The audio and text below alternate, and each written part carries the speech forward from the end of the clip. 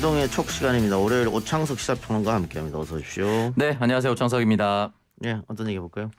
네, 일단 대선이 30일 앞으로 다가왔고요. 연일 이제 여론조사가 나오고 있습니다. 오늘 발표된 4개의 여론조사가 있었는데 주요 여론조사 모두 이재명, 윤석열 두 후보의 지지율이 오차 범위 내 접전으로 나왔습니다. 이 현상은 또 어떻게 보시고 계신가요? 뭐 처음 있는 일이죠. 보통 대선 한 달 전이면 어느 정도 윤곽이 나오는데 네.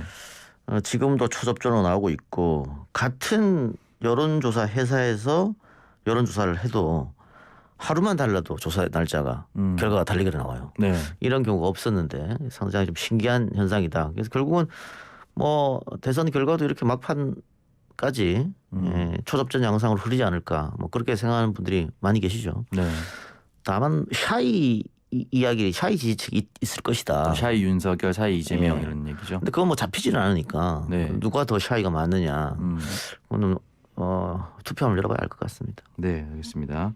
그리고 오늘 발표된 조사들이 이제 지난 목요일에 있었던 대선 후보 사자 토론 이후에 실시가 됐다라고 볼 수가 있는데 글쎄 큰 추세에 많은 변화가 있었다라고 보기는 어려운데 이 TV 토론이 여론에 반영이 됐다, 뭐 되었다라 볼 수가 있을까요?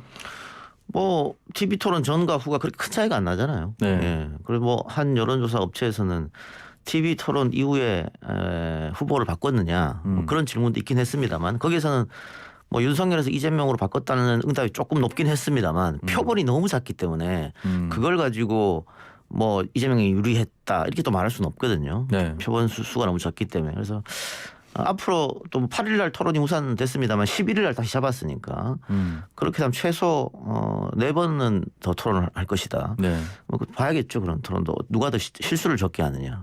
누가 잘하는 거 중요한 게 아니에요. 네. 실수를 적게 하는 게 중요한 겁니다. 네, 알겠습니다. 첫 번째 토론이 어쨌든 그렇게 끝났고 두 번째 토론은 사실 이제 2월 8일 사자 토론으로 진행이 될 예정이었습니다. 그리고 첫 TV 토론이 뭐 통합 시청률 뭐 40%가 넘었다. 그리고 뭐 유튜브랑 온라인 매체를 통해서는 뭐 실시간 몇백만 명이 봤다. 할 정도로 국민적 관심이 굉장히 뜨거웠는데 일단 2차 토론에는 무산이 된 상황입니다. 국민의힘 측이 공정성을 문제 삼았습니다. 이 부분을 좀 설명해 드리면 황상무 언론전략기획단장이 기자협회와 JTBC가 이제 주관을 하고 있는데 기자협회가 조금 뭐 좌편향이다. 뭐 이런 표현을 썼고 또 토론 진행자를 선정하고 나니까 이 뒤에 또 다른 문제를 제기했었다. 뭐 하나 하면은 하나 문제 제기하고 그리고 좌편향에 대해서는 기자협회부가 곧바로 이제 성명서를 내서 우리는 1964년 창립해서 57년의 역사를 가지고 있고 보수 진보를 합쳐서 전국 199개의 언론사 11,000여 명이 함께하고 있다. 사과를 했는데 일단은 황상무 전략단장 같은 경우는 잘못을 시인을 하긴 했습니다만 이 부분을 공정성에 대해서 문제를 삼았다. 이건 어떻게 생각하시나요? 국민의힘 측의 패착입니다.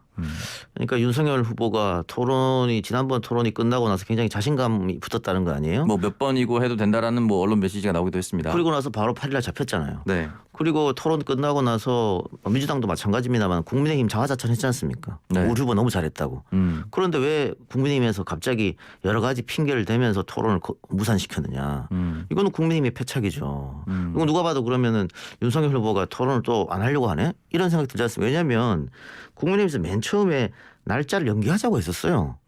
그래서 그게 안 받아들여지니까 JTBC가 주최 측이죠. 주간 방송사인 JTBC의 편향성, 손석희 씨 이름까지 언급하면서 손석희 씨는 지금 국내에 있지도 않은데 그렇죠. 거기다가 다시 기자협회의 편향성, 좌편향됐다. 네. 그리고 나서 다음에는 또 윤석열 후보의 건강이 문제다. 그런데 그렇게 이야기한 날 윤석열 후보는 제주도에서 폭탄주 몇 잔 마셨다는 거 아닙니까 기자들하고.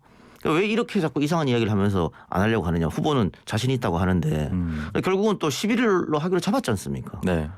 8일을 하고 11일 하고 뭔 차이가 있죠? 국민의힘에서 자꾸 이렇게 되면 역시 그 날짜를 그 8일이 아니고 다른 날 하고 싶어 했나? 뭐 특별한 날이 있는 것인가? 뭐 그런 식으로 오해를 살 수밖에 없습니다. 그래서 이거는 다른 게 아니라 대통령 선거 때 국민들 앞에서 후보의 비전 또 자질, 공약, 정책 당연히 많이 보여줘야 정상 아니겠습니까? 네. 역대 대통령 선거 중에 지금처럼 이번처럼 이렇게 TV 토론이 없었던 적이 없잖아요. 그러니까 다들 정치권이 지금 직무유기를 하고 있는데 국민의힘에서 더 이렇게 자꾸 미루는 듯한 모습을 보여주는 게 후보한테 좋지 않다. 이거는 정부적으로 국민의힘의 판단의 미스라고 좀 보여집니다. 네, 알겠습니다. 일단은 다가오는 11일은 진짜 토론이 성사가 될지 끝까지 지켜봐야 될 것 같고요. 뭐 지금 토론이 합의가 됐다고 하니까 그러니까 네. 3일 뒤에 어차피 이렇게 할 걸 네. 뭐하러 이렇게 시끄럽게 하냐는 겁니다. 후보한테 마이너스 준 일을 하냐 말입니다. 그렇죠. 어차피 3일 뒤면은 뭐 더 많이 준비가 됐다라고 네. 하기에는 시간적으로 길지 않은 시간인데. 그러니까 건강상 문제 이야기 나왔다가 오늘 국민의힘에서는 그건 또 와전된 거다. 그럼 누가 그렇게 와전되게 말을 했습니까? 그렇게 될 수밖에 없기 때문에 이거는 국민의힘의 미스예요. 네, 알겠습니다. 자, 그렇다면 이제 11일 토론이 진행이 된다라면은 또 어떤 내용들로 또 후보들이 토론을 할까도 좀 관심사가 주목이 될 텐데 뭐 지난번 1차 토론에서는 뭐 알리백, 리백이라든지 뭐 EU 텍소노미 또 안철수 후보가 윤석열 후보에게 던졌었던 청약 점수라든지 사실은 그거는 이제 가점에 대한 질문이었는데 윤석열 후보가 40점이라고 답변했었던 부분도 있었고 심상정 후보가 공공주택을 좀 더 많이 늘려달라는 뭐 여러 메시지가 나왔는데 서로 이제 부족했던 부분을 좀 보완하고 또는 뭐 공세를 할 거는 또 강하게 준비를 해올 텐데 어떤 내용들이 또 나올 수가 있을까요? 뭐 제가 아까 모두에 말씀드렸습니다만 실수를 하지 않는 게 중요한 거고 네. 윤석열 후보가 또 대장동 건을 갖고 와서 집중 공격할 것인가 1차 때처럼 네. 그러기엔 좀 후폭풍 생각해야 될 거예요. 계속 네거티브만 하느냐? 근데 마찬가지입니다. 이재명 후보도 또 아리백 같은 그런 전문적인 용어를 들고 나와서 망신 주기 할 것이냐. 그것도 역풍 불 생각을 해야 돼요. 또 똑같은 방식을 한다면 그러면 그거 망신 주려고 TV 토론 나왔나?라고 생각할 수밖에 없잖아요. 그래서 네. 그런 방식은 두 후보 다 안 갖고 올 것이다. 그래서 조금 더 포지티브한 정책 토론 되지 않을까 좀 기대해 봅시다. 네, 알겠습니다. 많은 국민들도 그런 정책 토론이 되기를 기대하고 있을 겁니다. 자, 더불어민주당 소식 전해드리겠습니다.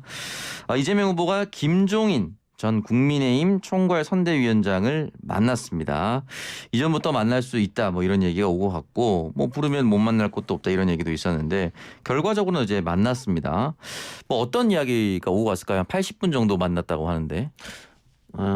김종인 전 총괄 선대본부장 어제 만났고 오늘은 이상돈 교수 만났고 예, 맞습니다. 내일은 윤여준 전 장관 만난다는 거 아니에요? 네. 이게 소위 말하는 중도 보수의 영향력이 있을 만한 뭐 정치 고문 같은 분들이죠. 네. 그런 분들을 연달아서 만난다는 것은 전략적으로 60대 이상의 중도 보수를 한번 흔들어 볼 생각이에요. 그러니까 세대 포이론 이야기를 이준석 대표가 했는데 60대 이상은 압도적으로 윤석열 후보를 지지하니까 2030 표를 더 얻어서 4050의 민주당 지지층을 잡겠다 이 생각이잖아요. 네. 여기에서 균열을 일으킬 생각인 거죠. 이재명 후보 측은. 60대에서는 그래도 이재명을 지지하는 층이 분명히 존재할 것이다. 그런데 민주당 후보라서 좀 못 믿어온 점 혹은 이재명이 급진이라서 못 믿어온 분들 그런 분들을 공략하기 위해서는 뭐 윤여준, 이상돈, 김종인 이런 사람들을 연쇄적으로 만나면서 내가 그렇게 급진적인 사람이 아니다. 이 중도 보수를 대표되는 사람들하고도 이야기가 되는 사람이다. 라는 걸 보여주고 싶었을 거예요. 네. 그래서 만났는데 일단 김종인 전 총괄선대 본부장하고 만나고 난 뒤에 기대했던 것은 안 나왔습니다. 그러니까 이재명 후보는 김종인 전 총괄선대위원장 만나가지고 네. 여러 가지 이야기를 하고 네.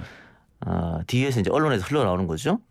언론에서 김종인 전 총괄선대 본부장한테 어떤 얘기 나왔냐 그러면 뭐 내가 여러 가지 조언해줬다. 그리고 스마트한 사람이더라 얘기 들어보니까 이재명이 대통령이 돼도 일종의 정권 교체다. 이런 것들이 나오기를 바랬는데 지금 인터뷰 보면 그냥 잡담 수준이다. 신경 쓰지 마라 뭐라고 했는지 이게 갑자기 그랬단 말이에요. 그러면 네. 이재명 후보 또 민주당 입장에서는 장탄식이 나올 수밖에 없죠. 이걸 기대한 게 아닌데 네. 이렇게. 그래서 김종인 만난 건 별 큰 의미가 없었다. 뭐 원했던 만큼 결과가 나오진 않았다. 네, 그렇죠. 네. 그리고 그래서 지금 이상돈 교수 만난 것은 일단 뭐 민주당 쪽에서는 뭐 좋은 얘기를 좀 많이 했고 네. 또 이재명 후보 앞으로 뭐 대통령 된 후에 뭐 그런 얘기도 했다고 합니다만은 구체적인 얘기는 아직 밖으로 흘러나오진 않고 있으니까 이거는 민주당 관계자 입에서 나와야 되는 게 아니라 이상돈 교수 입에서 나와야 되는 거거든요. 스스로. 네. 네, 그래야 효과가 있는 거죠. 네. 그러면 내일 윤여준 전 장관 만나면 모르겠습니다. 어떤 얘기가 나올지 모르겠습니다만 아직까지는 만남을 계획하고 실행하고 한 데까지 성공했는데 네. 원하던 그림은 아직은 안 나왔다. 결국은 세 사람 만난 건 다른 게 없어요. 외연 확장인 것이지. 이게 지금 결과적으로는 만큼의 그런데 어제 만난 거 오늘 공개됐잖아요. 네, 맞습니다. 앞으로 어떤 이야기들이 나올지는 모르니까요. 아직 조금 두고 봐야 될 것 같아요. 네, 알겠습니다. 그리고 민주당 이제 전현직 장차관 100여 명이 이재명 후보 지지 선언을 했습니다. 정확히는 국정연구포럼에 속한 사람들이고요. 광화문 프레스센터에서 열렸는데 이 자리에는 이제 박승 한국은행 전 총재와 정세현 전 장관 등 100여 명이 지지 선언을 했는데 결과적으로는 민주당과 관련된 민주정부의 정통성을 다지는 후보다 이런 걸 알리기 위한 전략을 보면 될까요? 이번 선거는 당연히 모든 선거가 집토끼를 단돌이 한 다음에 중도 외연 확장으로 나가는 전략이 다 구사를 할 텐데 이번 선거는 특이하게 외연 확장보다는 집토끼만으로 선거할 가능성이 상당히 높아졌습니다. 우리 편. 예. 그러니까 일단 우리 지지층 결집을 최대치로 그게 가장 중요하게 됐거든요. 국민의힘은 국민의힘대로. 네. 왜냐하면은 정권 교체 비율이 상당히 높은데 윤석열 후보가 그 정권 교체 비율을 다 못 따먹고 있지 않습니까? 네. 정권 교체 비율은 절반이 넘어가고 어떤 건 60%까지 나오는데 윤석열 후보 지지율은 절반이 안 되잖아요 지금. 그렇죠. 40% 전으로 왔다 갔다 하니까 그런 걸 봤을 때는 국민의힘 지지층이 다 결집 안 됐다. 마찬가지 문재인 대통령 지지율보다 이재명 후보 지지율이 안 나오지 않습니까? 네. 그것도 민주당 정통 지지층이 결집하지 못했다. 더 결집해야 된다. 그렇게 봤을 때는 오늘 오전에 전직 장차관 100여 명이 이재명 후보 지지선했다. 이런 것도 다 일단 지지층 단단히 결집하기 위한. 근데 100여 명이 이재명 후보 지지선을 했다고 중도가 움직이지 않을 거 아니겠어요? 네. 이건 지지층 결집의 효과가 있을 것이다. 그렇게 보입니다. 네, 알겠습니다. 지지층 결집의 효과가 있을 것이다라고 말씀해 주셨고요. 국민의 당 이야기로 한번 또 넘어가 보도록 하겠습니다. 국민의힘이 이제 안철수 후보에 대한 단일화 이야기를 이제 또 하기 시작했는데 일단은 상황은 답보 상태라고 볼 수가 있습니다. 국민의힘 원희룡 본부장이 단일화 이슈를 꺼내 들었고, 근데 권영세 본부장도 이 이야기에 대해서 선을 그었다가 하루 만에 입장 바꿔서 또 가능성이 열렸다라고 볼 수가 있습니다. 이 시점에서 국민의힘이 단일화 이슈를 다시 거론하는 것, 이건 어떻게 보면 될까요? 단일화를 하면 반드시 승리한다. 그런 거는 없겠죠. 네. 그런데 단일화를 안 하면은 그러면 반드시 승리하나? 또 그것도 아니잖아요. 네. 그러니까 모든 카드를 만지작거리는 것이고 윤석열 후보 지지율이 지금보다 만일 더 좋게 나온다고 하면 단일화 이야기는 안 꺼내겠죠. 근데 어쨌든 엎치락뒤치락하는 접전 상황이니까 할 수 있는 건 다 해보자는 의미에서 여러 가지 카드를 손에 쥐고 만지작거리는 겁니다. 근데 여기에 안철수 후보가 호응해 주느냐? 근데 만일 호응해서 단일화를 하려고 하면 뭐가 있겠습니까? 단판 아니면 여론조사잖아요. 여론조사로 누가 앞서느냐. 근데 여론조사로 단일화를 한다고 하면 윤석열 후보는 굉장한 모험을 해야 됩니다. 본인은 지금 40% 정도의 지지율이 나오고 네. 안철수 후보는 한 자리밖에 안 나오는데 단일화해서 누가 더 좋으냐 이렇게 질문하면 비슷하게 나온단 말이에요. 네. 그러니까 국민의힘은 상당한 모험을 해야 돼요. 그 모험을 할 수 있을 것이냐 저는 어렵다고 봅니다. 쉽지는 않겠죠. 윤일화, 안일화 이렇게 얘기하는데 그게 비슷하게 나온다는 것이죠. 게다가 이 여론조사를 하면 민주당 지지자들도 참여할 수 있지 않습니까? 네. 민주당 지지자들이 역선택을 할 수 있으니까 더 쉬운 후보 쪽으로 그게 어떻게 결론날지도 모르겠고 그러면은 역선택 방지 조항을 넣자. 그러면 한쪽에서는 싫다 그럴 수도 있는 거잖아요. 그렇죠. 그러니까 이게 협상이기 때문에 여론조사 단일화 여론조사를 통한 단일화는 상당히 어렵습니다. 지금 시간도 없고. 그러면 두 번째 단판. 전격적인 단판으로 결정할 수도 있죠. 누가 양보해야 될 거 아닙니까? 그렇죠. 양보할 만한 카드를 제시해야 되고. 누가 양보하겠습니까? 일단 윤석열 후보는 큰 정당의 후보라서 절대 양보 안 한다고 봐야겠죠. 안철수 후보 보고 압박하겠죠. 양보하라고. 네. 그럼 안철수 후보가 양보하겠습니까? 일단 안철수 후보 같은 경우는 지금까지는 또 달리기도 하고 완주의 의지를 다지고 있고 최진석 교수 영입하면서 완주한다는 얘기 듣고 온 거다라고 얘기를 할 정도 이제 완주에 대한 의지를 불태우고 있습니다. 그러면 예를 들어서 단판을 통해서 양보를 이끌어내려면 뭔가를 줘야 되지 않습니까? 아주 큰 걸 줄 수밖에 네. 없겠죠. 대통령이니까. 그렇죠. 그런데 정치라고 하는 것은 당선되고 나서는 모르는 일이에요. 정치에서 있어서 약속은 화장실 갈 때랑 나올 때랑 다른 겁니다. DJP 연합할 때 뭐 어떤 얘기 나왔으면 결국은 내각제로 합시다고 한 거 아니에요? 뭐 2년 하고 내각제 바꿔서 한다. 뭐 이런 얘기를 김종필이 했었죠. 전 총리. 그래 지켜졌습니까? 안 지켜졌죠. 90년 3당 합당할 때 결국은 내각제로 간다. 이거 합의서 각서까지 다 쓰고 후보 3명 대표들이 사인도 했습니다. 그 김영삼 대통령 되고 나 지켜졌습니까? 안 됐죠. 그렇기 때문에 그거를 안철수 후보 측도 모르지는 않을 거기 때문에 단판도 힘들다. 뭐 윤석열 후보는 뭐 최종적으로 내가 단판을 이끌어낼 수 있다. 그건 본인이 공무원 생활을 하면서 네.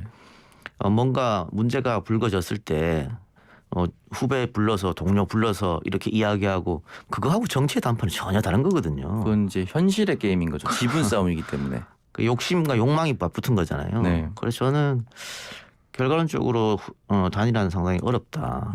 근데 안철수 후보는 그럼 어떻게 할 것이냐. 사실 안철수 후보를 원하는 쪽은 국민의힘도 있습니다만 민주당 쪽도 원해요. 온다고 하면 쌍수들어 환영이겠죠. 그래서 민주당은 뭐 책임총리제, 뭐 국민의힘 공동정부 사실 비슷한 예. 개념이긴 한데 결국은 지분을 충분히 나눠주고 함께하겠다라는 의지죠. 그렇죠. 네. 네.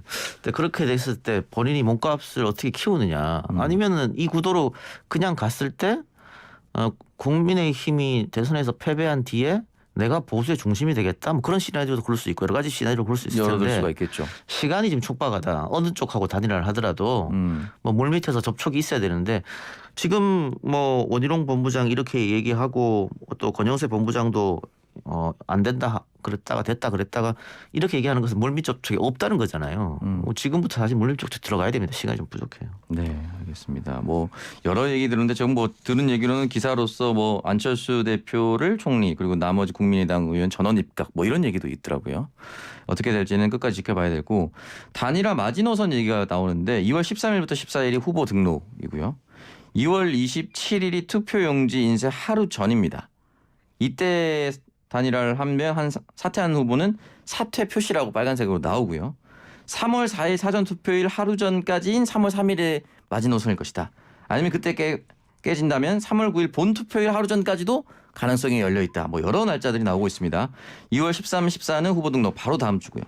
2월 27일, 3월 3일, 3월 8일 한 주별로 이제 하나씩 나온 건데 마지노선이 언제여야만 큰 효과가 있을까요? 인쇄 되기 전에 해야죠. 네. 이게 안철수라는 이름이 인쇄용지에 들어가게 되면 물론 뭐 선거 당일날 투표소 벽보에다가 안철수 후보 사퇴했다고 그런 공고문이 뜹니다만 네. 그런 거 잘 보지 않잖아요. 그래서 무효표가 쏟아질 확률이 상당히 높아요. 그러면은 단일화 효과는 사라지는 거니까 그렇게 봤을 때는 뭐 인쇄 들어가기 전에 단일화하는 게 제일 좋겠다. 근데 국민의힘이 지금 망설이는 적극적이지 않은 이유도 단일화에 단일화하면은 지금 안철수를 지지하는 국민들의 표가 100% 윤석열한테 오느냐? 그건 아니잖아요. 여러 여론조사를 보면은 심상정 후보와 안철수 후보를 지지하는 이유 중에 가장 큰 비율을 차지하는 것이 거대 양당의 후보가 마음에 들지 않아서라는 비율이 크기 때문에 만약에 한쪽 후보로 어떤 후보가 될지 모르겠지만 안철수 후보가 국민의힘이라면 국민의힘, 민주당이라면 민주당이라고 한다면 양당 후보가 다 싫어서 안철수 후보를 지지하고 있었던 사람이 투표를 포기하거나 또는 그 반대표로 갈 수도 있는 게 열려 있는 거죠. 그럼요. 네. 그렇기 때문에 그거를 단일화하면 뭐 100% 나한테 온다 혹은 70% 나한테 온다 그렇게 확정적으로 이야기할 수가 없어요. 이재명 쪽으로 분명히 갑니다. 그래서 그게 확실하지 않기 때문에 조금 망설이는 부분이 없잖아 있다. 그러면 뭐 3자 필승론 이런 얘기도 나왔지 않습니까? 네. 그런 얘기도 나왔는데 그건 뭐냐면 지금처럼 한 5에서 10% 사이의 표를 특히 이제 중도 또 거대 양당에 실망한 사람들 1번, 2번 후보가 다 보기 싫어서 안철수한테 간 사람들 이런 사람들의 5에서 10% 되는 표를 중도층에서 안철수가 묶어놓고 있으면 오히려 우리한테 도움된다. 국민의힘 쪽에서는 그렇게 판단할 수 있는 거거든요. 네. 또 당내에서 그렇게 주장하시는 분도 계시고 그러다 보니까 이거는 사실 투표함을 열어보기 전까지는 모르지 않습니까? 그렇죠. 누구 말이 옳다고 할 수가 없잖아요. 그렇죠. 그러니까 당내에서도 3자 필승론에서 우리가 이긴다라는 얘기도 있고 단일화 못하면 진다라는 이야기도 있고 지금 앞서고 있지만 확실히 도장 찍기 위해서는 단일화가 필요하다. 뭐 이런 여러 가지 논쟁이 내부에서 있기 때문에 적극적으로 국민의힘이 국민의당 안철수 후보에게 손을 내밀지 못하는 상황이다. 뭐 그런 입장이라 보여지면 또 민주당에서 송영길 대표가 꾸준하게 안철수와 함께 할 수 있다 얘기했었고 네. 뭐 이재명 후보는 직접 말한 적이 없었습니다만 지금처럼 이렇게 여론조사에서 조금 뒤진다고 판단이 되면 당연히 또 손을 내밀 수밖에 없는 순간이 오거든요. 근데 그랬을 때 정통적 민주당 지지층들이 흔들리지 않겠느냐.